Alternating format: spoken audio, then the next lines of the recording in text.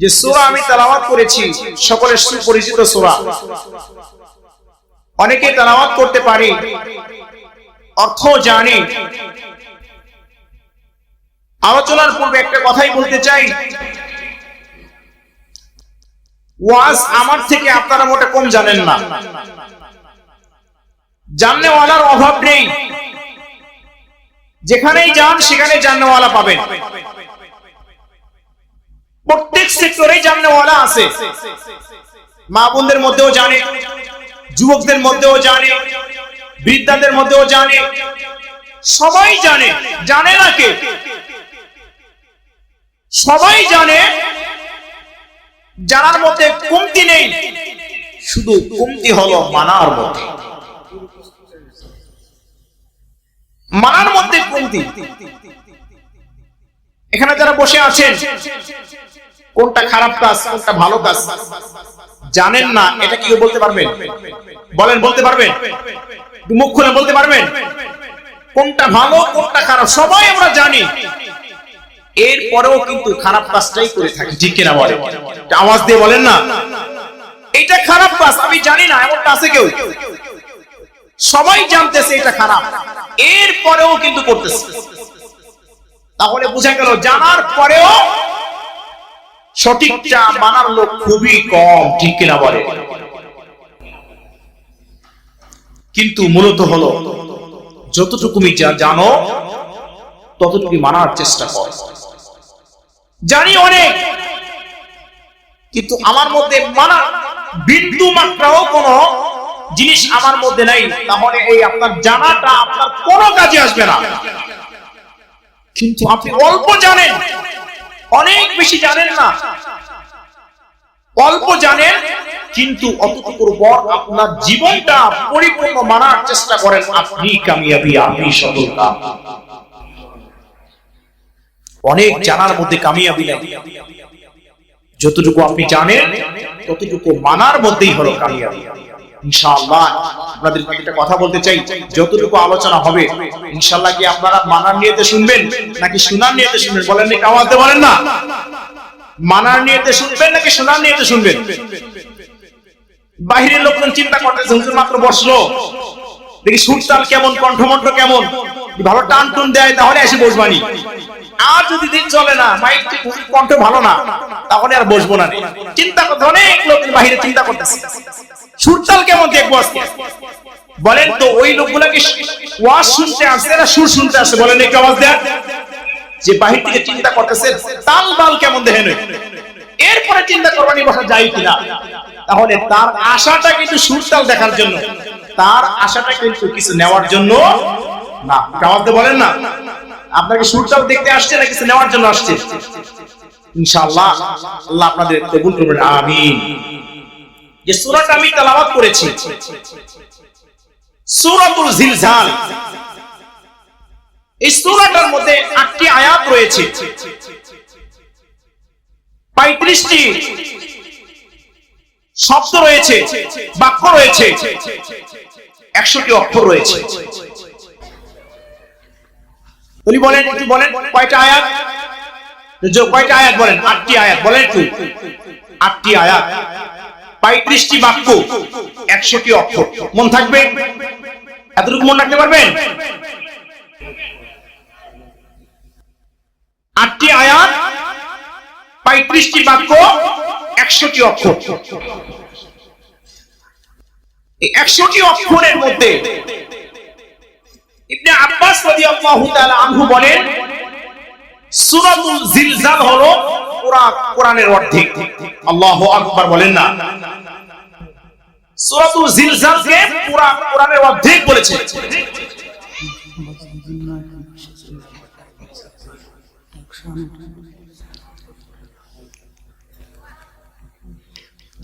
তাহলে আমরা জানি কোরআনের মধ্যে 114টি সূরা রয়েছে। কয়টি সূরা বলেন? 114টি সূরা।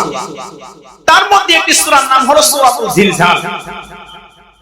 তো এই সূরার মধ্যে 8টি আয়াত, 35টি বাক্য, 100টি অক্ষর রয়েছে।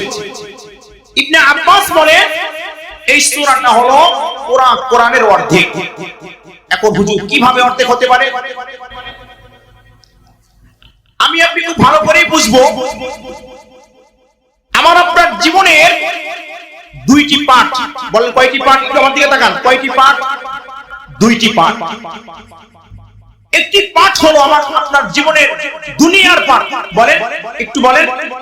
একটা অধ্যায় হলো আমার দুনিয়ার অধ্যায়, আর একটা অধ্যায় হলো আখিরাতের অধ্যায়। এই দুইটি অধ্যায় মিলে একটা চ্যাপ্টার আমার জীবন। দুনিয়ার জীবনটা একটা পার্ট, আখিরাতের জীবনটা আরেকটা পার্ট। তা আমি যে বললাম ইবনে আব্বাস রাদিয়াল্লাহু তাআলা আনহু যে বললেন সূরাতুল জিলজাল হলো পুরো কোরআনের অর্ধেক। এই পুরো কোরআনটাই আল্লাহ তাআলা আখিরাতের জীবন এবং দুনিয়ার জীবন কেমন হবে এই বিষয়ে আলোচনা করেছেন। পুরো কোরআনের মধ্যে আলোচনা হলো দুনিয়ার জীবন আখিরাতের জীবন নিয়ে আলোচনা। তার মধ্য দিয়ে সূরাতুল জিলজালের আলোচনা হলো আখিরাতের পরিপূর্ণ একটা পার্ট নিয়ে। তাহলে অর্ধেক হলো কিনা বলেন? আলোচনা বুঝলে অর্ধেক হয়েছে কিনা? ইবনে আব্বাস বলেন সূরাতুল জিলজাল হলো পুরো কোরআনের অর্ধেক।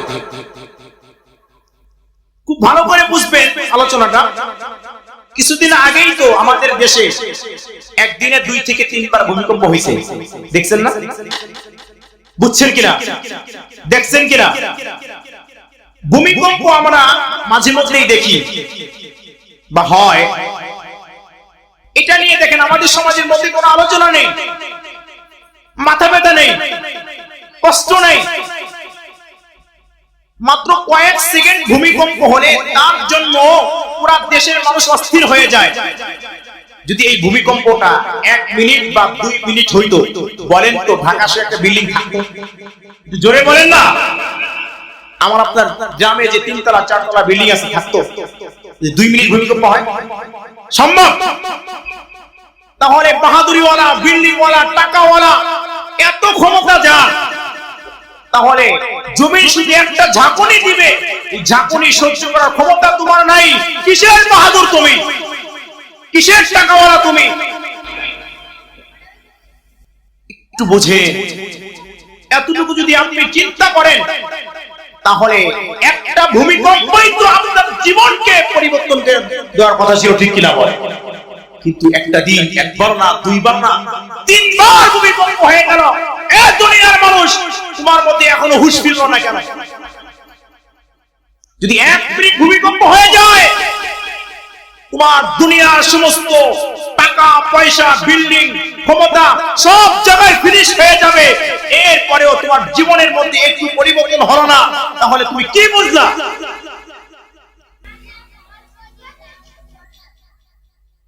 ভূমিকম্প কেন হয়? আল্লাহ চাইলে তো ওই মুহূর্তে আরো একটু বাড়াই দিয়া সব ফিনিশ করে দিতে পারতো, কিন্তু আল্লাহ তাআলা বড় ভালোবাসে, মায়া করে, মহব্বত করে আমাকে আপনাকে সতর্ক করলো, বান্দা একটু দিলাম সতর্ক হয়ে যাও, একটু দিলাম সতর্ক হয়ে যাও। যদি সতর্ক না হও আমি তোমার জন্য ভয়াবহ ভূমিকম্প সামনে রাখি। বুঝেন?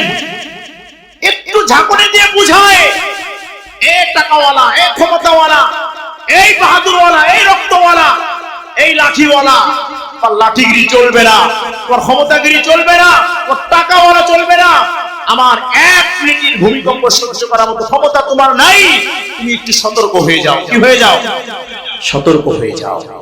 কিন্তু একদিন 3 বার হয়ে গেল, 4 বার হয়ে গেল, ও বক্সের আওয়াজ তো বন্ধ হলো না, 4 দোকানের টিভিতে বন্ধ হলো না, হেডফোন দিয়ে কানে গান শোনা তো বন্ধ হলো না, মিথ্যা কথা তো বন্ধ হলো না, সুদখোর তো সুদ বন্ধ করে নাই, মিথ্যা বললেওয়ালা তো মিথ্যা বললেওয়ালা বন্ধ করে নাই। বন্ধ করতে পারেন? তাহলে ভূমিকম্প হয়ে গেল বাবা, তোমার মধ্যে কোনো পরিবর্তন হলো না, তাহলে বোঝা গেল আল্লাহর ক্ষমতাকে বিশ্বাস করো না, বিশ্বাস করো না। আল্লাহ তাআলা শিক্ষা সঙ্গীকে এই সূরাতুল জিলজাল অবতীর্ণ করেছেন। এটা হলো ভূমিকম্প আলোচনা।